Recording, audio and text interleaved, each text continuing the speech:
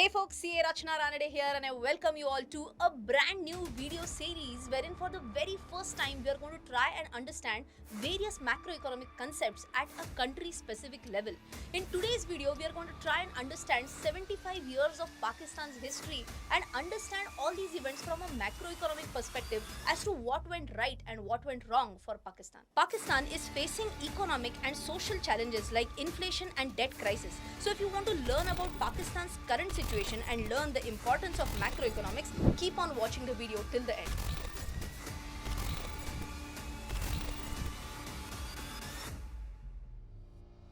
Pakistan at the time of independence was an agrarian economy wherein more than 60% of the GDP was contributed by agriculture. Then started the Green Revolution and Pakistan signed the Indus Basin Treaty with India in 1960 for water supply. After 1960, Pakistan focused on industrialization through import-friendly policies and infrastructure building. This led to an overall economic growth. It led to increase in the manufacturing industries and led to an overall increase in the per capita income. In 1971, the east wing of Pakistan, now known as Bangladesh, got separated from Pakistan. This led to the loss of comparatively more developed zone of Pakistan and forced urgent changes in the economy's production and trading patterns. In 1997, Asian financial crisis affected East and Southeast Asia during the late 1990s. In May 1998, Pakistan tested its nuclear bombs and became a nuclear power, which attracted economic sanctions on them. The US sanctions and internationally mandated restrictions on funding by international development banks brought Pakistan to the brink of default on its international debt. But what do we mean by country going at the stage of default? You can imagine a situation that a person has taken a loan and is not able to repay the loan. Similarly, it's like a country taking a loan and not being able to repay that loan. So what happened at that time? It was at that time when General Parvez Musharraf took over Pakistan in a military coup. Just in case if you don't know what is a military coup, it is a situation where the military takes over the country. So the governing power, say the political party, doesn't rule that country, but it is the military which starts ruling the country. There was no constitutional solution as such to the ills of the country, to the problems that the country was facing. And therefore, this spontaneous response by the people and the army of action against the government, of throwing the government out. General Parvez Musharraf during his tenure undertook significant economic reforms such as imposing a general sales tax and removing subsidies and invited the IMF and World Bank for negotiations.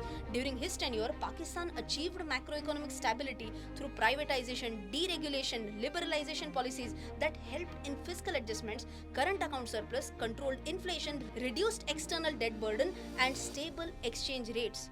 The only problem was that poverty and unemployment remained at an all-time high. But then if you are under the impression that this military coup happened for the only time in Pakistan, you are wrong. Have a look at this chart. The chart that you can see, the orange parts are the ones when military coup did happen in Pakistan and the green parts are one when some political party was ruling Pakistan. But all in all, you can see that the GDP has remained almost below 8% for the majority of the time. So be it a military coup or be it the government, Pakistan was not able to maintain the growth momentum at a sustained rate. Well, till now we talked about a situation where Pakistan's GDP was not growing at fantastic levels, neither was it sustaining at good levels. We did talk about the problem that there was still poverty and unemployment in Pakistan, and we also talked about the situation where Pakistan was at a brink of bankruptcy. That was the time when Parvez Musharraf came as a president of Pakistan and he did certain negotiations with IMF and World Bank. But what do you think? Will Pakistan get these loans just without any conditions? Answer is obviously not. They did get these loans at the conditions like LPG. But you know what happened with these conditions being implemented? Look at the chart. The exports and imports were going hand in hand till 1998-99, but that is when we saw a huge spike in the imports and the exports were not able to match the speed at which the imports were growing and the situation started to worsen. Well, now that we have known this fact that their imports grew at a great pace as compared to exports, we have to understand from which countries did they start importing more and which countries were the key countries for exports. For that, have a look at this chart. If you focus on the 4 decades of 1990s, 2000, 2010 and 2020, you can see that the China's share in imports has been rising drastically and the share of USA has been decreasing very steadily. But if I talk about the direction of exports, you can see that there is a single largest country, and that is no one but USA.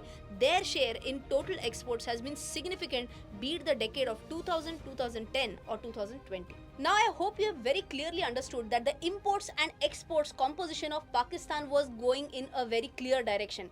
Pakistan was importing a lot from China, and that is why China was more than happy with Pakistan. So what did they do? To promote bilateral connectivity and regional economic integration, a MOU was signed in 2013 between China and Pakistan with a target to achieve its plan by 2030. This program was called the China-Pakistan Economic Corridor, or the CPEC, which was mainly a transport infrastructure project in addition to the energy, agriculture and Gwadar port. To improve the connectivity between two nations, dedicated freight corridors, an energy corridor, a trade logistics corridor and a telecommunication corridor was going to be established.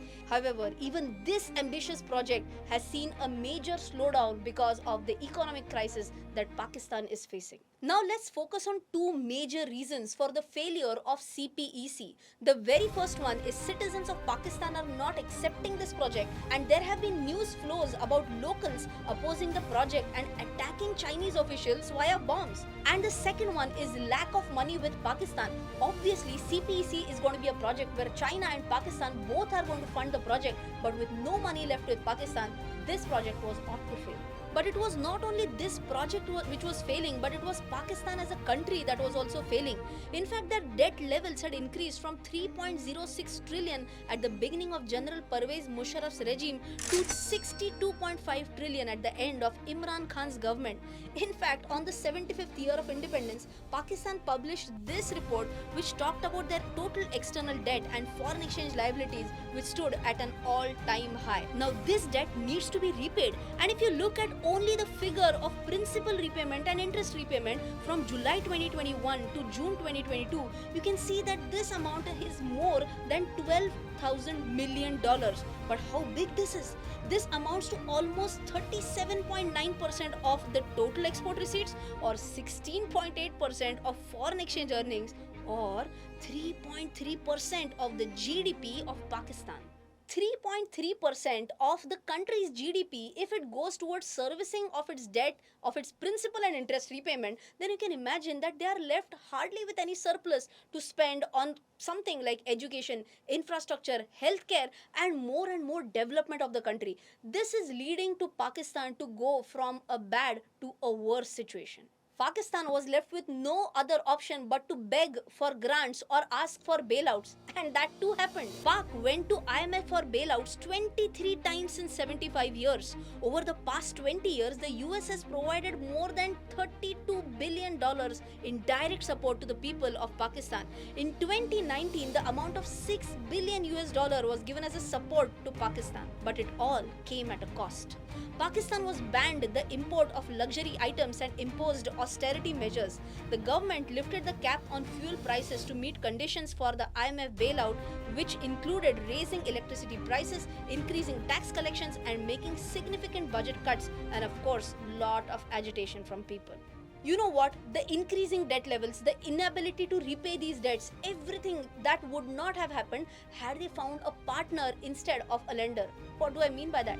If their FDI, which was increasing sharply during 2001 to 2008, had this not seen a sharp drop, none of this would have happened. Well, I hope you understood three key macroeconomic concepts like GDP, debt levels and importance of FDI while we studied the case of Pakistan. If you want one such video from me per month, do let me know in the comment section below. If you loved this video, don't forget to smash this like button and share this video with your friends. And to know more about GDP and crude oil, you can click here. Till then, take care, Jai Hind and bye-bye.